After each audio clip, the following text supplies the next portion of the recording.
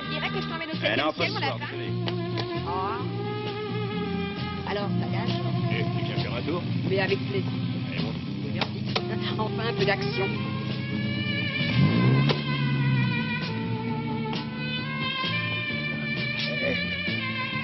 Si on s'envoyait en l'air. T'es malade. La cliente bourrée, c'est pas mon truc. Tire-toi.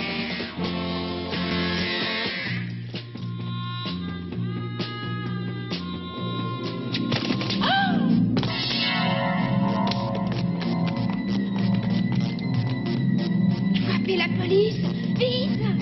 Et aussi une ambulance!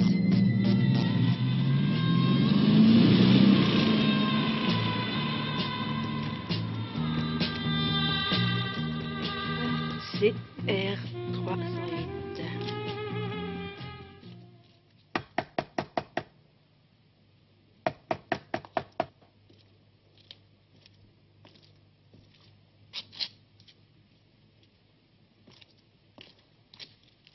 Monsieur Marcus, Oui. conduisez-vous une Jaguar immatriculée Francfort CR308? Oui. Pourquoi? On peut savoir où elle se trouve? Dans le garage. Quel garage? Le garage de ma maison, bien sûr. Est-ce que vous pourriez nous la montrer? Oui. Non, dites-moi d'abord pourquoi. Ne discutez pas, montrez-la-nous. Alors dites-moi pourquoi vous voulez la voir. Votre voiture a été impliquée dans un accident il y a une demi-heure. Ah, ça, c'est tout à fait impossible. Allez, venez avec moi.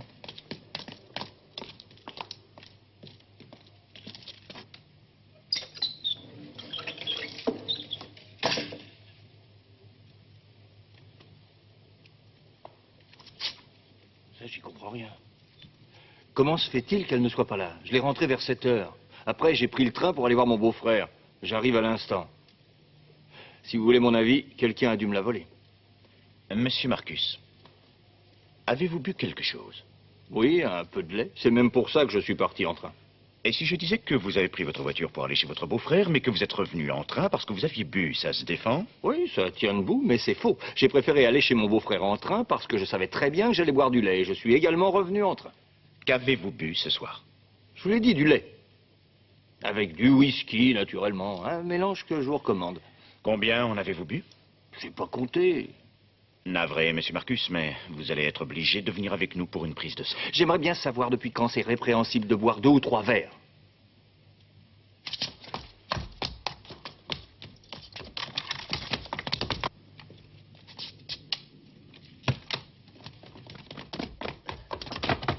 Ouvrez!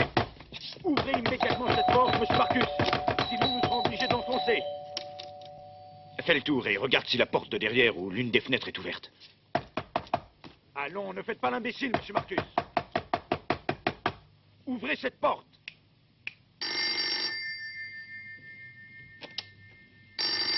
Oui, j'arrive. Hans, j'écoute. C'est Alexandre Marcus. Désolé de vous déranger à une heure aussi tardive. Je suis dans un sacré pétrin.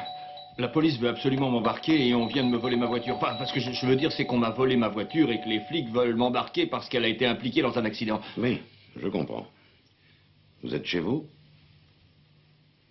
Avez-vous bu ce soir? Oui, c'est pour ça que je vous ai appelé. S'il m'arrête pour conduite en état d'ivresse, ça va barder pour moi, car comme vous le savez, c'est pas la première fois. Mon père sera furieux. Écoutez, maître, c'est mon existence qui est en jeu. Ils veulent me faire une prise de sang, vous comprenez? Puisque vous n'avez pas conduit votre voiture, peu importe ce que vous avez bu. Non, mais je suis d'accord. Et c'est pour ça que je m'oppose à cette prise de sang. Si vous refusez cette prise de sang, vous êtes en infraction. Oui, oui.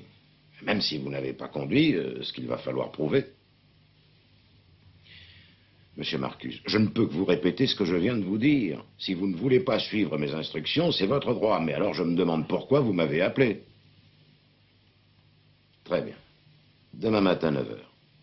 Et pas de bêtises, d'accord? Bonsoir. Bonsoir, merci.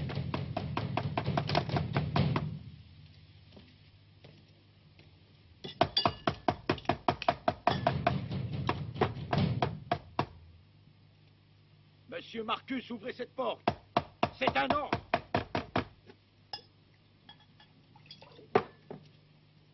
C'est fermé partout. Je crois qu'il a téléphoné à quelqu'un. À la vôtre.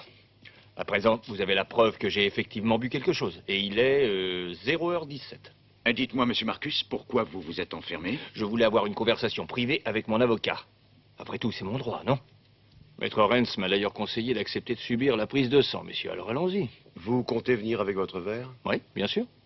Tout à l'heure, je vous ai dit que j'avais bu ce soir, mais apparemment, vous ne me croyez pas. Alors, puisque je dois subir une prise de sang, autant vous apporter une preuve irréfutable. Ça vous facilitera le travail. Allons, dépêchons, monsieur. Vous avez les clés de la maison?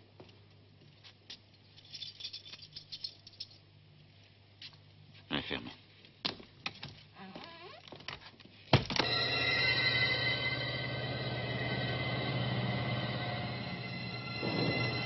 Au fait, comment s'appelle votre beau-frère, monsieur Marcus? Danzer, c'est un très gentil garçon.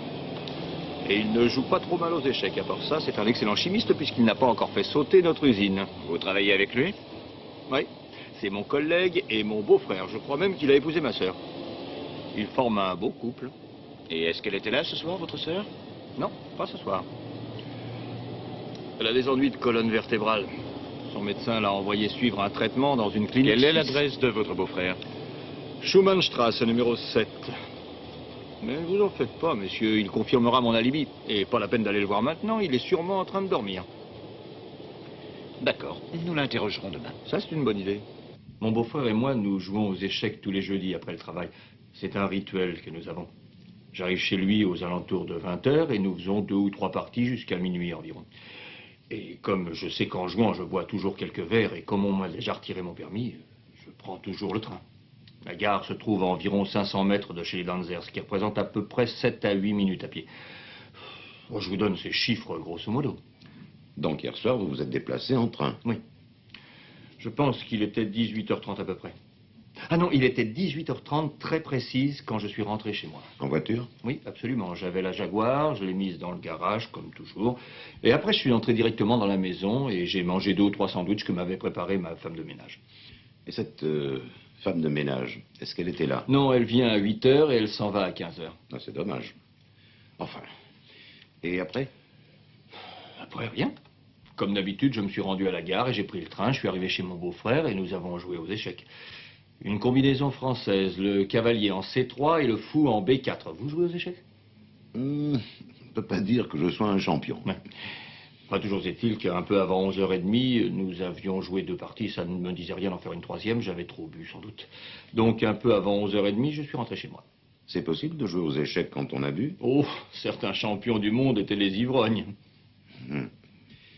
Je vois. Lorsque vous êtes revenu, la police était là. Et votre voiture ne se trouvait plus dans le garage. Est-ce que la porte du garage avait été forcée? Non, aucune trace d'effraction. Bien, et cet accident, quand s'est-il produit très exactement? Je ne peux rien vous répondre. La police n'a pas voulu me fournir le moindre renseignement. Je suis dans le mystère le plus complet. Je ne peux même pas vous dire s'il y a eu des blessés, des morts ou de simples dégâts matériels. Je ne sais rien. Ils m'ont fait ma prise de sang et ils m'ont raccompagné. À propos de cette prise de sang, pourquoi vous y êtes-vous opposé? Après tout, vous n'aviez rien à craindre. Oh, ce n'est pas aussi simple que vous le croyez. Si je suis accusé de conduite en état d'ivresse, mon beau-père me chassera de l'usine.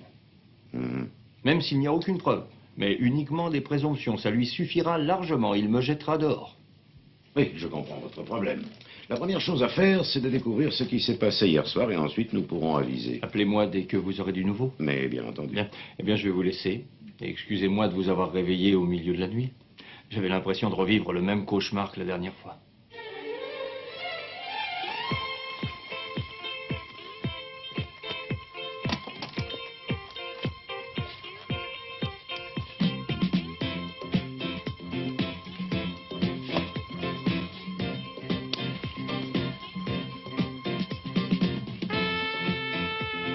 Nous interrompons notre émission pour vous lire un communiqué urgent.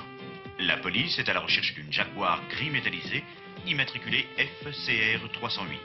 Je répète, FCR 308. Ce véhicule a été impliqué dans un accident grave. Le conducteur a pris la fuite et a probablement caché la voiture. Donc, si vous voyez une Jaguar gris métallisé avec l'aile avant droite endommagée, informez-en immédiatement votre poste de police le plus proche. Ou bien appelez le 37 36 35. Je répète, 37 36 35. Retrouvons maintenant notre émission favorite, Vive les hits. La victime, dénommée Willy Polgräber, est décédée sur le chemin de l'hôpital des suites d'une hémorragie interne. Et ce témoin, comment s'appelle-t-elle déjà? Ilona Faber. Ah oui. Elle aurait pu se tromper en relevant le numéro? La voiture s'est arrêtée pendant un petit moment. Le chauffeur se demandait sans doute s'il devait sortir. Mais au bout de quelques secondes, il a redémarré. Madame Faber a eu tout le temps de noter le numéro. Connaissez-vous l'heure exacte de l'accident? Il a eu lieu à 23h45, à 2 minutes près. Et le témoin n'a absolument pas vu à quoi ressemblait le conducteur. Elle n'a rien remarqué. Non. J'écoute. Oui. Mhm. Oui, oui, bien sûr. D'accord, je descendrai tout à l'heure pour y jeter un coup d'œil. Entendu. Du nouveau? La voiture a été retrouvée. Où ça? Près de Beu, le parc. L'aile avant-droite est endommagée. Il y a quelques lambeaux de vêtements sur le pare-choc. Est-ce que vous allez faire examiner la voiture par votre labo? Oui. Beu, le parc, c'est bien ça. C'est exact. Et tenez, regardez. Ici, c'est Beu, le parc. Et ici, 3 rues plus bas, c'est Bischofsweg. La rue où habite Monsieur Marcus, votre client. Vous croyez que je vous ai menti, c'est ça? Vous croyez que j'ai pris la voiture pour aller chez mon beau-frère, que je me suis saoulé, que je suis reparti complètement ivre et que j'ai renversé ce pauvre malheureux? Ensuite, j'ai paniqué, j'ai pris la fuite et j'ai parqué la voiture dans une rue près de chez moi. Pour faire croire à la police qu'on me l'avait volée et que le coupable était quelqu'un d'autre, c'est bien ça? C'est l'hypothèse de la police. Oui. Mais une hypothèse plausible, sauf qu'il faut être complètement stupide pour garer sa voiture juste à côté de chez soi. C'est surtout à cause de cette histoire de prise de sang que les soupçons se sont portés sur vous. Oui, ça, je peux comprendre que la police me soupçonne, mais vous, maître Renz, vous êtes quand même bien plus malin que ça. Pourquoi vous dites ça? Parce que vous m'avez défendu lors du procès contre Birk. Je suis désolé, mais je ne vois pas le rapport. Moi, si. Un jour, je renvoie mon assistant, Alexandre Birk, chimiste de son état. Il prend un associé et démarre son propre laboratoire pharmaceutique. Avec votre aide, je réussis à prouver que la composition de l'un de ces médicaments a été découverte par nous. Autrement dit, il s'est approprié notre brevet. Nous parvenons à le prouver et toujours avec votre assistance, nous obtenons que son laboratoire soit fermé et que tout son stock soit mis sous séquestre. Bref, j'ai détruit sa vie. Et à peine 8 jours plus tard, il se produit un incident susceptible de détruire ma vie à moi. Vous ne voyez toujours pas le rapport? Vous rendez-vous compte de quoi vous l'accusez? D'un meurtre terrifiant et complètement gratuit. Uniquement pour assouvir sa vengeance, vous trouvez que c'est raisonnable? Notre différend n'est pas uniquement de nature commerciale. Nous avons aussi un conflit privé. Un conflit privé? Birk ne m'a pas seulement volé un brevet. Il m'a aussi volé ma femme. Ah, c'est donc ça. Je me suis souvent demandé pourquoi vous le combattiez avec tant d'obstination, avec tant de haine. Oui, c'est vrai, je le hais. Et il me hait tout autant, sauf que lui est parfaitement capable de commettre un meurtre pour se venger. Ah, ça reste à prouver. Donc, si j'ai bien compris, Birk vit avec votre femme, c'est ça? Un jour, elle le quittera. Lorsqu'il sera ruiné, elle partira. Vous voudriez qu'elle revienne? Je n'en sais rien. Mais Birk est sûr de la perdre. Possible. Ma femme est portugaise. C'est à Lisbonne que j'ai fait sa connaissance. Je suis tombé amoureux d'elle dès que je l'ai vue. Je l'ai immédiatement épousée, bien sûr. À mon avis, nous avons été heureux, elle et moi. Bon, en tout cas, moi, je l'ai été. Et puis un beau jour, Birk est arrivé. Bon, venons-en au fait. Ma femme possède un double des clés de la maison et également du garage. Et même de mes clés de voiture, probablement. Et je vois ce que vous voulez dire. Birk aurait très bien pu voler votre voiture. Et bien sûr, elle sait aussi que le jeudi, je suis chez mon beau-frère et que je bois toujours quelques verres. Vous voulez que je transmette ces informations à la police criminelle? Ça me semble être une très bonne idée. Si Birk est vraiment le coupable, vous pouvez être sûr qu'il s'attend à une visite de la police et qu'il a déjà tout prévu. Oui, je sais. Il prétendra que ma femme était avec lui au moment de l'accident. Et Johanna confirmera ses dires. Admettons que la police ne vienne pas les interroger. Peut-être que ça finirait par les inquiéter. Où voulez-vous en venir? Plutôt que d'aller à la police, je préférerais que nous engagions un détective privé. Il aura probablement beaucoup plus de facilité que la police à recueillir des preuves et des témoignages. Et vous avez quelqu'un en vue? Oui, Bien, donnez-moi son numéro de téléphone. je préfère l'appeler moi-même. Ne soyez pas surpris s'il débarque chez vous à l'improviste. Je n'ai absolument rien à cacher. À droite, c'est Marcus. Au milieu, c'est sa femme Johanna. Et à gauche, c'est Alexandre Birk, l'amant. Alexandre Birk a été l'assistant de Marcus, mais à présent, il a son propre labo. C'est un petit malin. J'aimerais que tu découvres un maximum de choses sur Johanna, Marcus et sur Birk. Et surtout, ce qu'ils fabriquaient jeudi soir. Et tu veux que je m'y prenne comment? Ah, ça, c'est ton métier, c'est pas le mien. Moi, je serais toi, je commencerai par les voisins de Marcus. Peut-être que l'un d'eux a vu Birk se promener dans le coin. Après tout, il est connu. Il allait tout le temps voir Johanna. Ah ouais, rien que ça. Oui, en fait, tu voudrais juste quelqu'un qui a vu Birk sortir la Jaguar du garage. C'est à peu près ça, oui. Je vais commencer par le milieu. Qu'est-ce que tu entends par le milieu? Johanna Marcus. Bravo, quelle merveilleuse idée. C'est vraiment fabuleux de côtoyer un génie tel que toi. Maître, un certain monsieur Danzer aimerait vous parler. À propos de l'affaire Marcus. Bon, très bien. Je te laisse? Non, non, ne t'en vas pas. Ça risque d'être intéressant. Danzer, enchanté. Bonjour. Oui, bonjour. Et voici mon collaborateur, Joseph Matula. Monsieur Danzer. Monsieur Matula. Oui. Vous savez qui je suis, je suppose. Vous êtes le beau-frère de Monsieur Marcus et vous avez joué aux échecs avec lui hier soir. En effet. Hier soir, le soir du drame. Et en fait, ce matin de bonne heure, eh bien, la police est venue me voir chez moi. Et je crois que malheureusement, j'ai été singulièrement maladroit dans mes réponses. J'ai prévenu mon beau-frère, bien sûr, ça va de soi. J'ignorais tout de cet accident. Sinon, j'aurais donné des réponses différentes. Mon beau-frère souhaite que vous et moi nous discutions de tout cela. Eh bien, prenez place. Merci.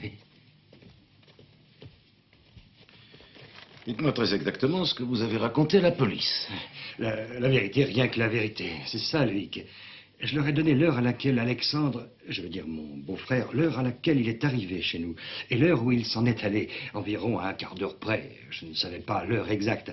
Je n'ai pas pour habitude d'avoir l'œil collé à la pendule. Lorsqu'on a des invités, on ne regarde jamais à quelle heure ils prennent congé. Oui, en effet, c'est pas très commun. Qu'avez-vous dit à la police très exactement? Que mon beau-frère est parti à 11h15, mais comme je l'ai dit tout à l'heure, ça aurait pu être 11h30 ou 11h. Je n'ai pas vraiment fait attention à... Mais je suppose que la police vous a demandé si M. Marcus était venu en voiture. Oui, et c'est là, en fait, où je n'ai pas été très intelligent. Je n'ai pas réfléchi et je leur ai dit que j'ignorais si mon beau-frère avait pris la voiture. Vous ne savez vraiment pas s'il est venu en voiture? Non, je n'en ai aucune idée. Quand mon beau-frère est arrivé, j'étais au salon en train d'installer l'échiquier. Il est entré et nous avons commencé la partie presque tout de suite. Ce soir-là, nous avons parlé très peu.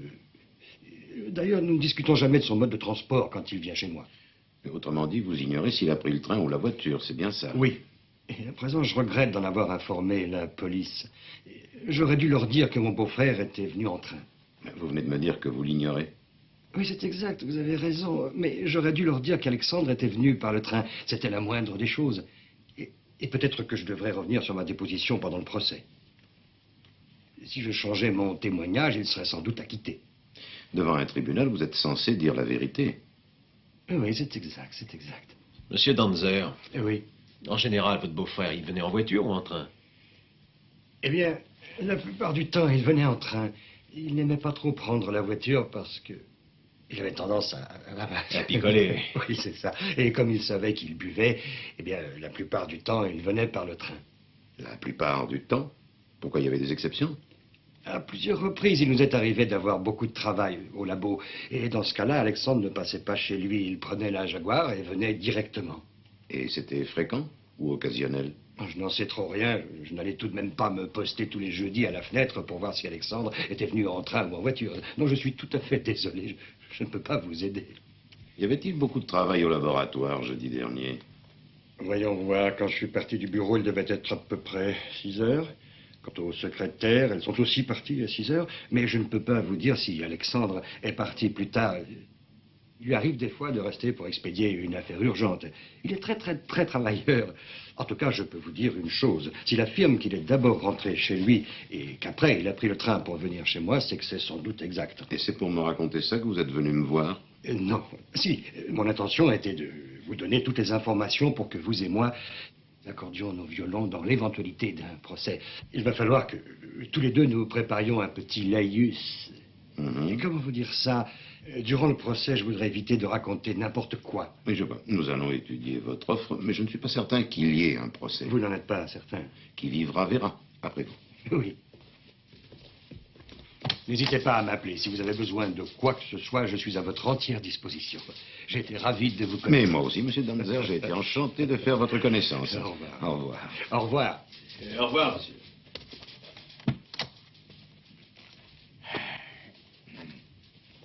Bizarre, ce type. T'aurais pu avoir l'amabilité de lui offrir un petit peu de ton lait. Pourquoi ça? T'as pas remarqué qu'il raisonnait comme un bébé? Ouais, c'est vrai qu'il est un peu naïf. Et à part ça, qu'est-ce que tu penses de lui? C'est le témoin idéal pour l'accusation.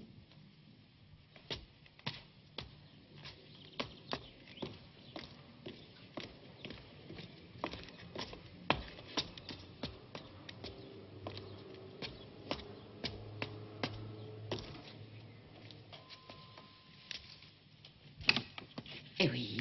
On m'a demandé d'apporter ce paquet à Madame Birk, votre voisine. Pourquoi vous ne sonnez pas chez elle? Elle habite juste au-dessus. J'ai essayé, mais il n'y a personne. Tiens, pourtant il m'a bien semblé entendre des pas il y a 5 minutes. Oh, bah vous avez dû mal entendre. J'ai sonné comme un dingue, personne ne m'a ouvert. Laissez-moi le paquet, je lui donne. Oh, bah non, je voudrais surtout pas vous embêter. Mais ça fait rien, non, je reviendrai. Oh, mais ça m'embête absolument pas, monsieur. Oh, bah ça, j'en suis pas si sûr. Vous savez, les voisins qui s'entendent bien, c'est rare. Madame Birk n'adresse la parole à personne, pas même à moi. Elle est portugaise, mais ça vous le savez déjà. Peut-être qu'elle a du mal à comprendre notre langue, allez savoir. Ou peut-être qu'elle est trop fière, comme toutes les femmes de sa race. Mais en tout cas, il n'y a personne dans cet immeuble avec qui elle se soit liée d'amitié. Heureusement qu'elle a son mari. Oh, son mari, elle lui fait une belle paire de cornes. Ce Birk avec qui elle vit en ce moment, c'est le gars qui a remplacé l'époux. Mais tout ça, vous le saviez déjà, c'est pas vrai? Pas du tout. Moi, je suis livreur. Vous n'avez pas une tête de livreur.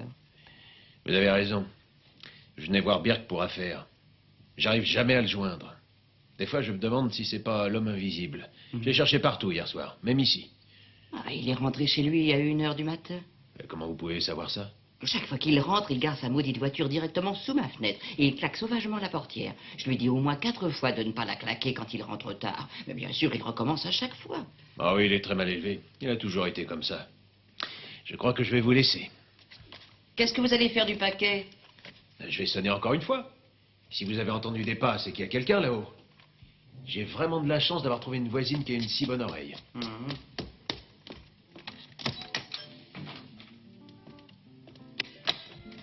Bonjour. Désiré, Je suis détective, j'aimerais vous parler. vous voulez me parler? Vous êtes détective? Eh oui, je suis détective. C'est extrêmement important. Oui. Entrez. Merci. Venez. Où est-ce que vous vous trouviez hier soir vers minuit? Et où? Oui. Mais ici. Aqui em casa. Vous pouvez le prouver? Il y avait quelqu'un avec vous? Não. Et Birk, il se trouvait où? Aqui também. Nós estávamos aqui juntos. Il se trouvait ici avec moi. Vous venez de me dire qu'hier soir, vous étiez toute seule. Não estou entendendo o que o senhor quer dizer. Madame Marcus, il est très important que vous me disiez toute la vérité. Hier soir, étiez-vous seul ici ou étiez-vous avec Monsieur Birk? O senhor me desculpe, mas não sei por que tem que responder assim depressa a todas essas perguntas. Isso não tem razão de ser. Ouais, c'est ce que disait tout le temps mon grand-père. Écoutez-moi bien. Un témoin prétend que Birk n'est pas rentré avant 1h du matin. Il a garé sa voiture dans la cour en fermant bruyamment la portière. C'est un mensonge. Et j'ajouterai que c'est un mensonge et honteux. D'accord. Tant pis pour vous. À la prochaine. Attendez. Ce paquet est pour moi. Ah. Mon nom est écrit dessus. Ah oui, vous avez raison. Tenez. Au revoir.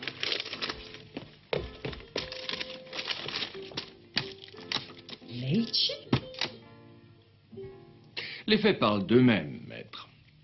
Le laboratoire a établi sans l'ombre d'un doute que les lambeaux de vêtements collés au pare-choc et sur l'aile avant droite provenaient de la veste que portait la victime au moment de l'accident. C'est une preuve irréfutable. Mais je suppose que vous vous y attendiez plus ou moins, pas vrai?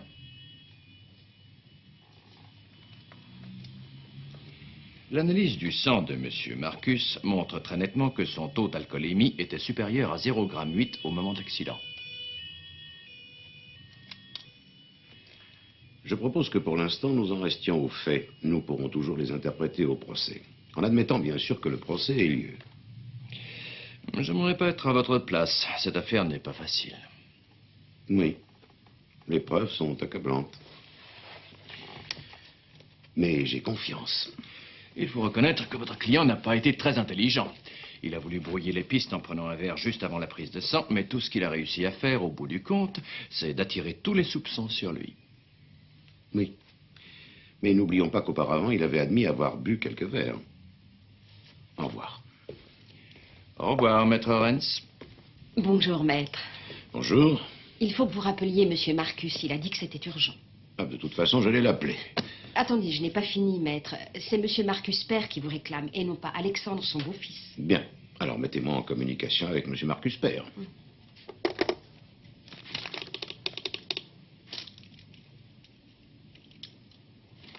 Oui, bonjour. Je vais vous passer, maître Renz.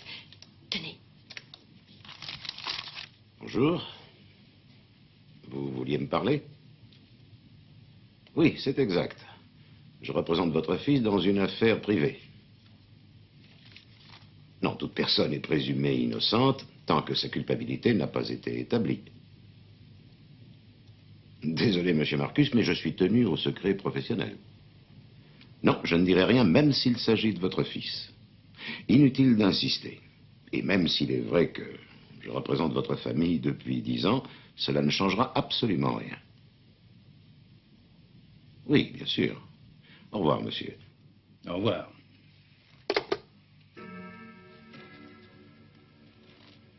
Maître Rennes a refusé de me dire quoi que ce soit. Alors c'est toi qui vas me répondre. Très bien. Est-il exact que tu vas une fois de plus passer en jugement pour conduite en état d'ivresse?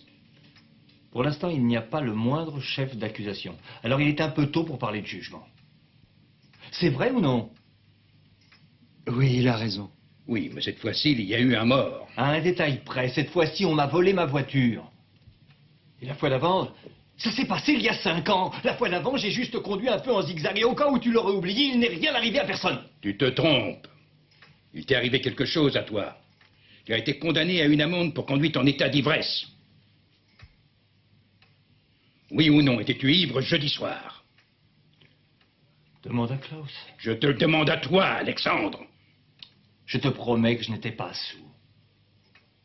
Comme d'habitude, j'ai bu un whisky ou deux chez Klaus après une journée de travail épuisante. C'est tout à fait normal. J'ajouterai que j'ai laissé la voiture dans le garage. Non, je ne te crois pas, tu mens.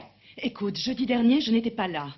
Mais je peux te dire que durant toutes ces années, Alexandre ne s'est jamais enivré chez nous. Il faut toujours que tu prennes sa défense, hein? Eh oui, c'est sans doute parce que pendant toute ta vie, tu n'as pas arrêté de l'agresser. Baliverne. Mais si, reconnais-le, tu sais parfaitement que ce que je dis est vrai. D'abord, tu t'es marié avec cette Portugaise alors que tu savais très bien que j'étais opposé à cette union. Ensuite, vous vous êtes séparés. Et naturellement, tout le personnel du labo s'est mis à jaser. Tout comme il avait jasé lorsque tu avais été condamné pour conduite en état d'ivresse. Qu'est-ce que tu crois que les gens vont aller raconter quand ils sauront que tu as écrasé quelqu'un? C'est notre réputation qui est en jeu.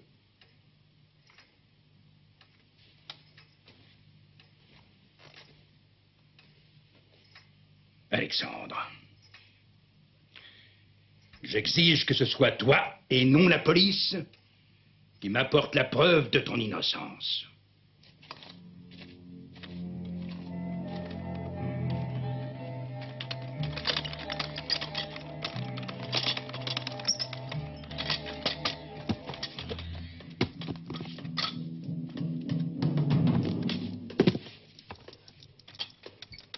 Encore 6 cartons et on a fini.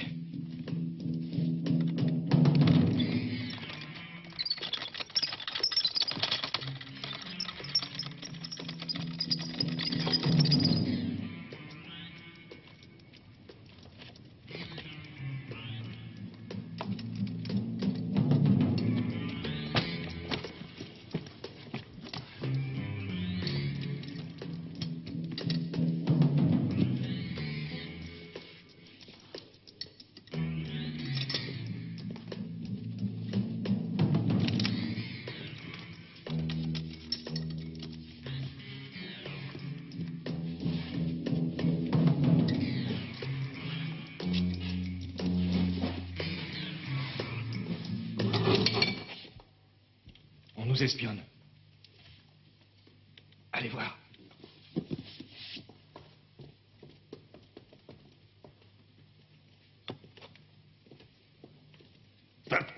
Excusez-moi, je crois que je me suis égaré. Reste là.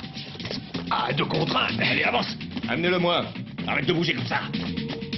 Eh, mollo, vous allez me casser le bras, là. Lâchez-le. Qui êtes-vous et que voulez-vous? Alors, réponds. Eh ben, si vous voulez, je peux répondre moi-même. Vous êtes un privé et vous bossez pour Marcus. Et vous êtes allé dans mon immeuble pour demander aux gens à quelle heure je rentre chez moi. Vous avez questionné Johanna. Si jamais vous l'importunez encore une fois, je vous réduis en bouillie. Allez, du balai. Allez dire à votre employeur que j'ai forcé la porte de mon entrepôt et que je suis entré par effraction. J'ai rempli 2 semi-remorques avec les médicaments sous séquestre. Et vous savez pourquoi j'ai fait ça? Pour les revendre au Portugal. Les Portugais m'ont passé une grosse commande. Ouais. Allez, tirez-vous, monsieur le privé.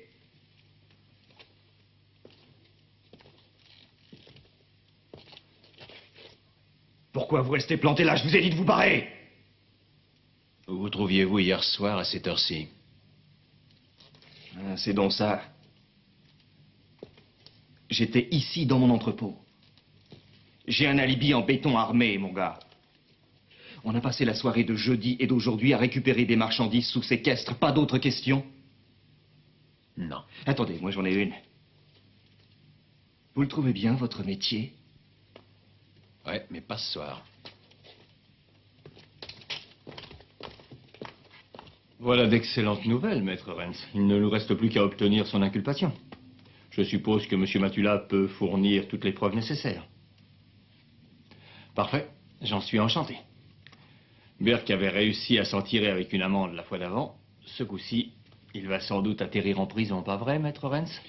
Monsieur Marcus, personnellement, le sort de Birk m'est indifférent. Ce n'est pas ses intérêts que je défends. Je suis loin de partager votre optimisme. Et je vais vous dire pourquoi. Peut-être que Birk est innocent. S'il est prouvé qu'il se trouvait vraiment à son entrepôt le soir de l'accident, eh bien ça voudra dire tout simplement qu'il n'a pas volé votre Jaguar. Et en d'autres termes, monsieur Marcus, vous serez toujours le suspect numéro 1. Mais les ouvriers qui travaillent pour lui sont les propres frères de Johanna et devant un juge, ils sont capables de dire n'importe quoi. J'ai pas raison, monsieur Matula?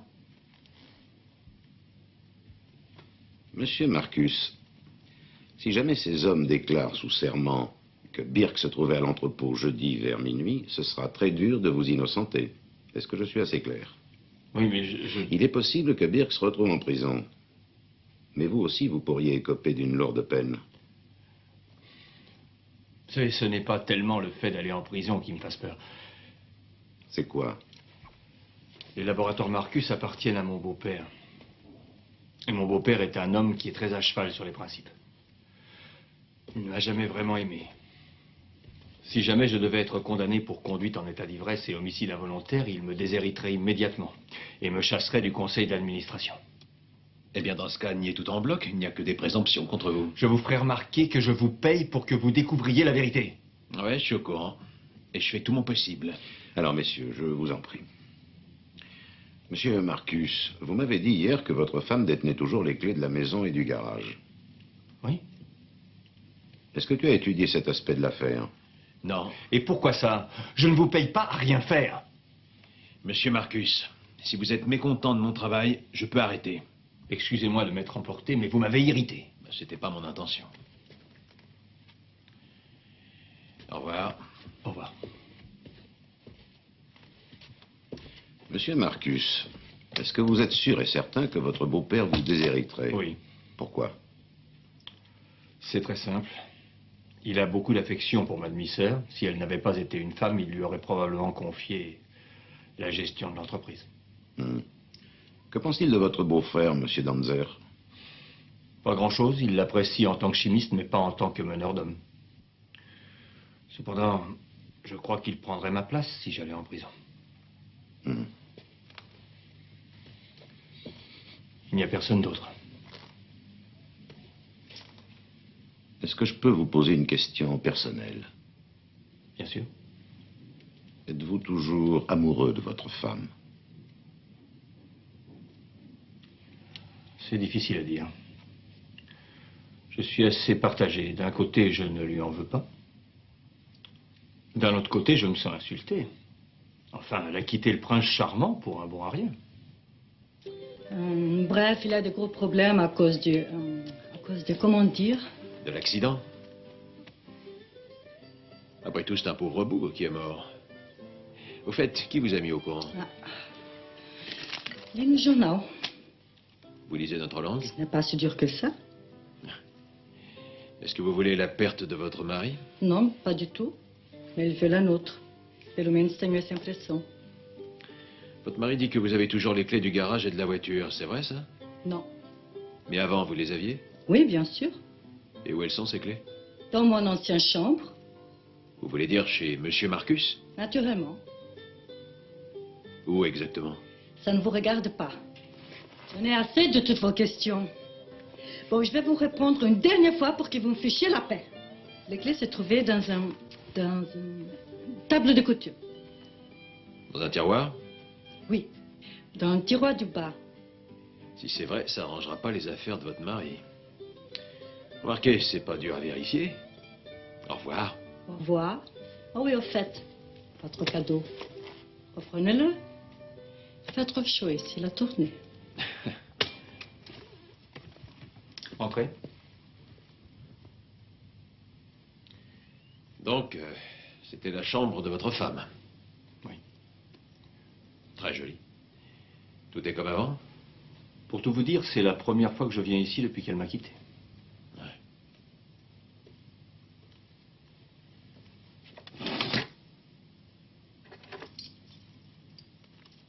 C'est son trousseau de clés? Oui. Oui, c'est la clé de la voiture, celle du garage. Et ça, c'est celle de la porte d'entrée et celle de la porte de derrière. Elle a dit qu'elle les avait mises dans le tiroir du bas, elles y étaient. Peut-être, mais ça ne veut strictement rien dire. Elle a très bien pu rapporter le trousseau hier en utilisant la clé de la porte d'entrée. J'étais au bureau toute la journée, je suis resté tard. Et puis d'ailleurs, comment savait-elle qu'elle se trouvait dans le tiroir du bas? Elle ne se souvenait jamais où elle mettait ses affaires. Vous oubliez la femme de ménage? Elle l'aurait vue, votre femme? Non, pas forcément. Elle vient à 10h et Johanna le sait. Elle aurait pu rapporter le trousseau avant l'arrivée de la bonne ou dans l'après-midi, après son départ. Non, non, non, non. La présence de ces clés ne prouve rien. Je me souviens qu'une fois, j'ai perdu un trousseau avec les 4 clés. Il y a à peu près 6 mois de ça. Et je sais qu'à l'époque, Birk était encore mon assistant. Il aurait très bien pu me les voler. Oui, ça doit être lui, parce que c'est au labo que je les ai perdus. Le matin, je me suis rendu au travail avec la Jaguar. Et le soir, plus de clés. Je suis rentré à la maison en taxi pour aller chercher le 2e trousseau. Et vous vous êtes fait faire un nouveau jeu de clés? Oui. Ah oui, mais pour quelle raison Birk vous aurait-il volé le trousseau à l'époque? Vous n'allez pas me dire qu'il avait déjà prévu de vous prendre la voiture? J'en ai assez. Moi non plus, je n'y comprends rien. Allez, venez, ça suffit. Sortons de cette chambre.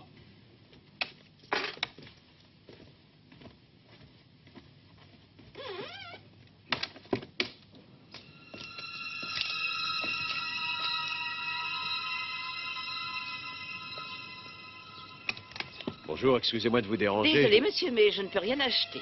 Juste une question. Est-ce que vous connaissez les Danzer, là, en face? Les danseurs Oui, bien sûr.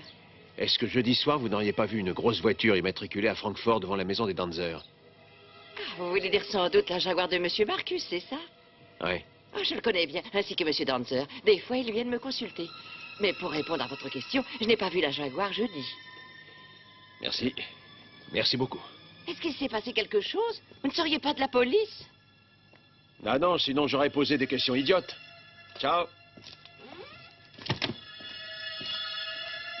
Pardon, madame, vous n'auriez pas vu une Jaguar garée devant la maison des Danzer jeudi soir? Merci. Pardon, monsieur, vous n'auriez pas vu une Jaguar garée par là, jeudi soir, entre 7h30 et 11h30? Non. Gris métallisé.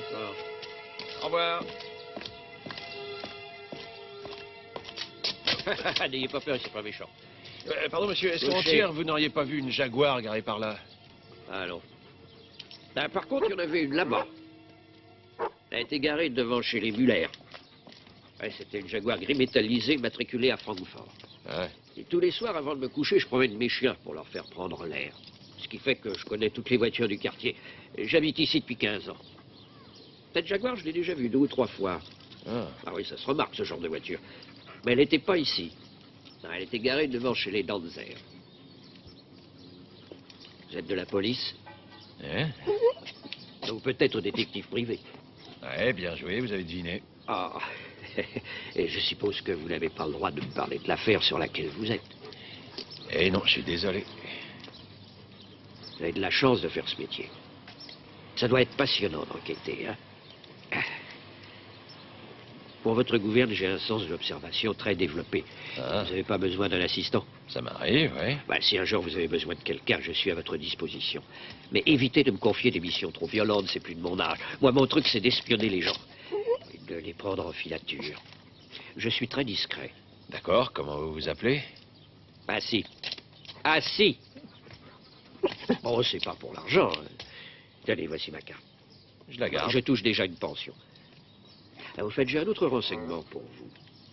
Ça va vous intéresser, je crois. En fait, je suis passé 2 fois devant chez les Muller. Une fois vers 10h30, la Jaguar était garée là. Et puis j'ai fait le tour du pâté de maison.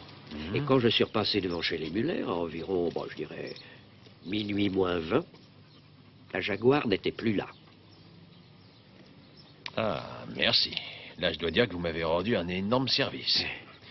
Le jour où j'aurai besoin d'aide, je vous téléphone tout de suite. Kleinschmidt. Ravi, moi c'est Joseph Matula. Je suis très heureux de vous connaître. Je t'avouerai que jusqu'ici, j'étais persuadé de la culpabilité de Marcus. Birk n'avait pas le profil. Pour moi, Marcus essayait juste de le faire accuser pour se venger.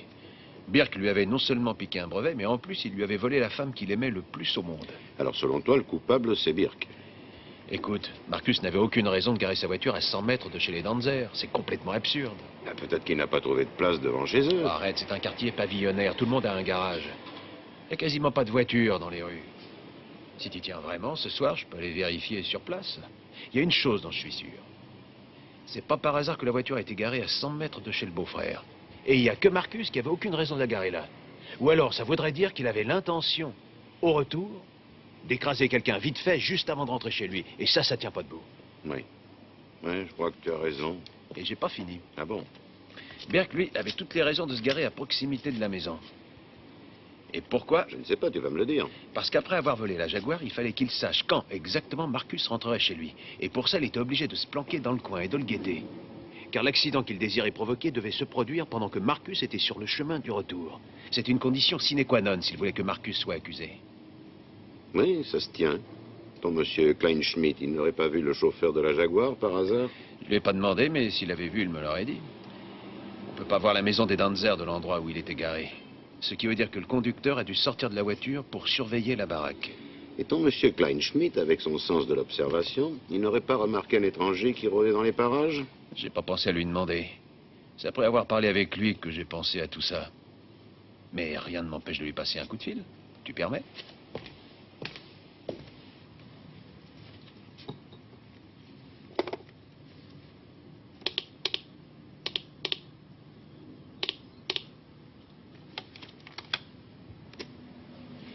Monsieur Kleinschmidt, c'est Matula. Non, j'ai pas de mission à vous confier. J'aimerais vous demander quelque chose. Jeudi soir, lorsque vous êtes sorti et que vous avez promené vos chiens, est-ce que vous n'auriez pas aperçu un étranger ou enfin quelqu'un qui vous semblait avoir un comportement suspect? Personne. Bon. Ah ouais, ce sera tout. Ah ouais, dès qu'il y a quelque chose, je vous rappelle. Merci pour votre aide. Au revoir. Il a vu personne. Remarque, ça m'étonne qu'à moitié. Là-bas, il y a plein de buissons où on peut se planquer. Le problème, c'est qu'aucun tribunal n'acceptera ton hypothèse. Et pourquoi ça? Parce qu'elle est beaucoup trop sophistiquée. Ah, je suis désolé. Elle est logique. Et si Birk a un alibi? Il reste Johanna. Elle était toute seule chez elle. Non, là, je ne suis pas d'accord avec toi. Tu vois une femme écraser quelqu'un de sang-froid? Pourquoi pas? Je vois pas ce que ça a d'impossible. Oui, après tout, t'as raison. Si Birk a un alibi en béton, on n'aura plus qu'à retourner à la case départ et recommencer à zéro.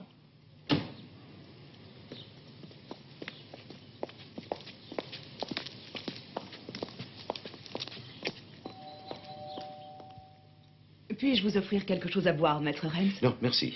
Alors, que pouvons-nous faire pour vous? J'ai quelques questions à vous poser. Lorsque M. Marcus venait chez vous en voiture, est-ce qu'il buvait beaucoup? Il venait par le train, en général. Oui, je sais, mais vous m'avez dit que lorsqu'il lui arrivait d'avoir plus de travail que d'habitude, il venait chez vous en voiture. Oui. Et est-ce qu'il buvait alors? Oui, mais moins que d'ordinaire. Mais suffisamment pour qu'un alcotest ou une prise de sang soit positif? Vous savez, nous ne comptons pas les verres que nous offrons à nos hôtes. C'est vrai. Si nous nous asseyons. Par ici. Merci. Asseyez-vous. Monsieur Danzer, pour une fois, vous allez pouvoir m'aider. Là, je ne vous suis pas. Expliquez-vous. Lorsque M. Marcus venait en voiture et qu'il buvait, lui commandiez-vous un taxi ou le laissiez-vous conduire? Vous cherchez à me faire accuser de complicité ou quoi? Donc vous croyez votre beau-frère coupable? Oh. Dites-moi, vous est-il arrivé de l'empêcher de rentrer en voiture? Oui. Je lui ai pris ses clés plus d'une fois. Il est rentré en train. Oui. Et le lendemain, je lui ai ramené la voiture au bureau. Et si vous aviez su qu'il était venu en voiture jeudi soir, est-ce que vous auriez agi de la même façon? Mais oui, cela va de soi. Bien sûr que mon mari aurait agi de la même façon. Très bien. En fait, c'est tout ce que je voulais savoir. Merci, Monsieur Danzer. Ouais, ça tient debout. Je crois que t'as décroché le gros lot. Mais il nous manque le motif.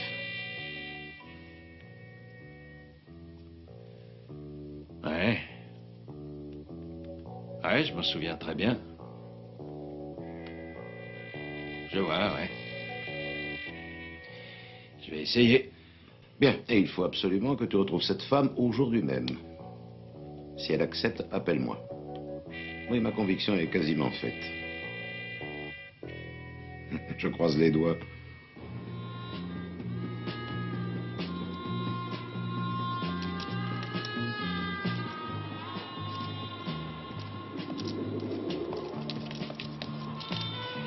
Bonsoir.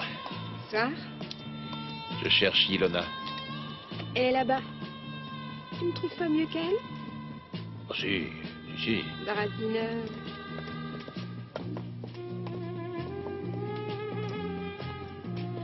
Salut.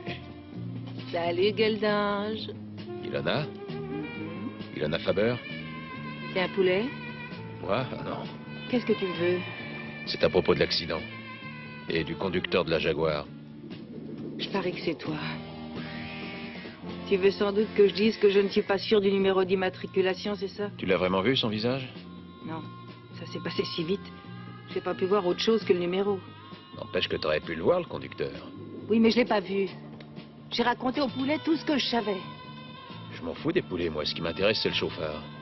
Tu sais qui c'est? Ouais. Je peux pas l'aider. Et j'ai pas envie. C'est un assassin. Et moi non plus, je l'aime pas. Si on discutait autour d'un verre. Tu me rembourses le manque à gagner? Le marché que j'ai à te proposer te permettra de gagner 100 fois plus que ça. Allez, tu viens?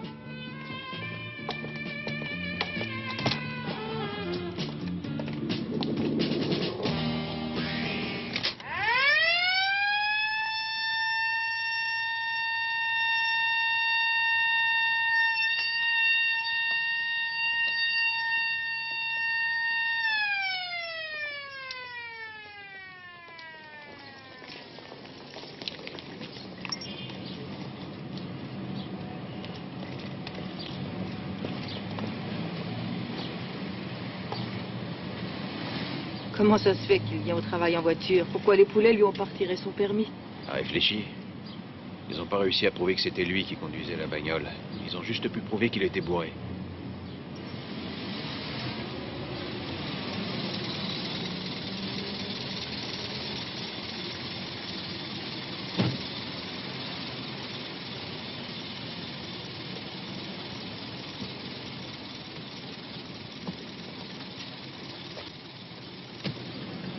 C'est lui.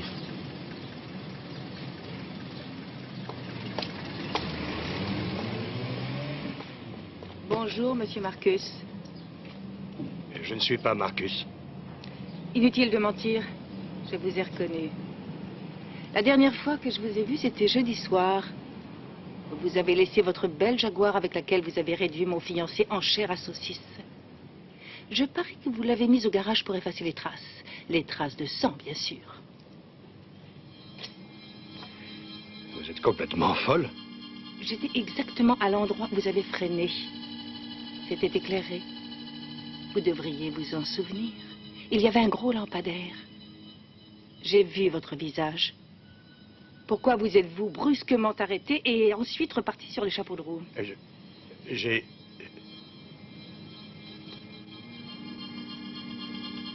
Qu'est-ce que vous me voulez? Dites donc, vous n'êtes pas si bête. Depuis jeudi soir, je me demande combien une vie humaine ça peut valoir.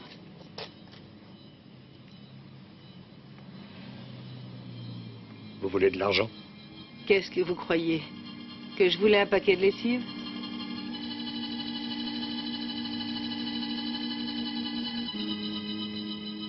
Alors, qu'est-ce que vous dites?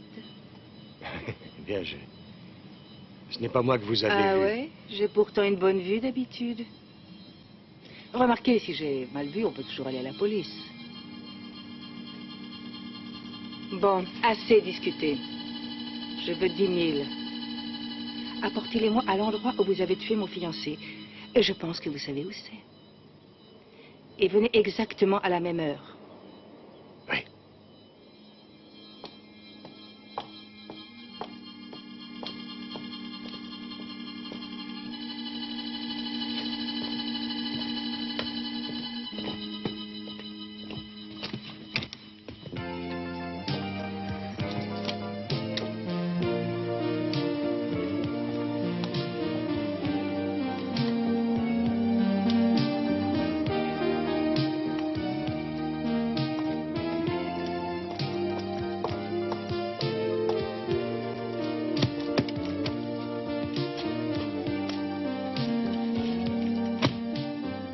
J'ai l'argent.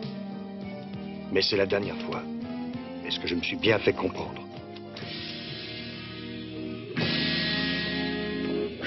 Vous êtes très photogénique, Danzer. Donne-moi l'argent. C'est une pièce à conviction. Je n'ai pas fait exprès de le tuer. Ah bon? Vous pouvez m'expliquer? Je voulais simuler un accident en état d'ivresse. Ouais, pour que Marcus se fasse arrêter. Vous avez joué avec le feu et vous avez perdu. Vous avez commis un meurtre. Danzer ruminait son projet depuis au moins 6 mois, autrement dit depuis qu'il vous a volé votre trousseau de clés. Oui, mais il a été obligé d'attendre que sa femme, enfin ma sœur, soit absente. Après, ça a été facile. Il a tranquillement attendu que vous soyez parti de chez vous. Il a sorti la Jaguar du garage et il a foncé jusque près de chez lui. Il l'a garé dans une rue voisine et il est rentré chez lui pour vous attendre. Quand je suis reparti, il m'a raccompagné au portail et il a attendu que j'ai tourné le coin de la rue. Il a pris la voiture et écrasé l'homme. Après, il a garé la Jaguar non loin de chez moi et il est rentré chez lui en taxi. Ouais, il vous a bien eu. C'est vrai, il a été particulièrement brillant. Beaucoup plus qu'aux échecs. À votre avis, pourquoi est-ce qu'il a fait ça? Par jalousie. Et bien sûr, par ambition. Jalousie professionnelle? Oui. Oui, comme chimiste, nous sommes tous les deux du même niveau. Mais professionnellement, j'ai toujours réussi mieux que lui. Il a été malchanceux durant toute son existence. Il lui a toujours manqué cette parcelle de réussite qui conduit au succès. Le loser dans toute sa splendeur. Et puis, ma demi-sœur a probablement précipité sa déchéance sans le faire exprès. Il la vénérait. Mais elle était tout le temps en train de lui répéter qu'il devait prendre exemple sur moi. Navré de vous interrompre, mais les 10 000 marks, qu'est-ce que j'en fais? Nous allons les restituer à Monsieur Danzer. Ou est-ce que vous préférez être accusé d'extorsion de fonds? Non, mais d'un autre côté, Vous aurez votre argent. Promis juré. Il n'en est pas question. Je ne voudrais pas que le juge nous accuse d'avoir graissé la patte à notre principal témoin. Par contre, ce que vous ferez après le procès, ça ne regarde que vous. Très bien. Je vous donne rendez-vous au tribunal. Merci pour tout. L'idée était de lui. Mais comment peux-tu m'accuser d'une chose aussi monstrueuse? Jamais je n'aurais permis qu'on fasse chanter quelqu'un. Je n'aime pas les combines malhonnêtes. Même si elles ont pour but de confondre un meurtrier. Et puis d'abord, est-ce que j'ai une tête à enfreindre la loi? De toute façon, la fin justifie les moyens, non? Non. Je crois plutôt que les moyens sont fonction de la fin.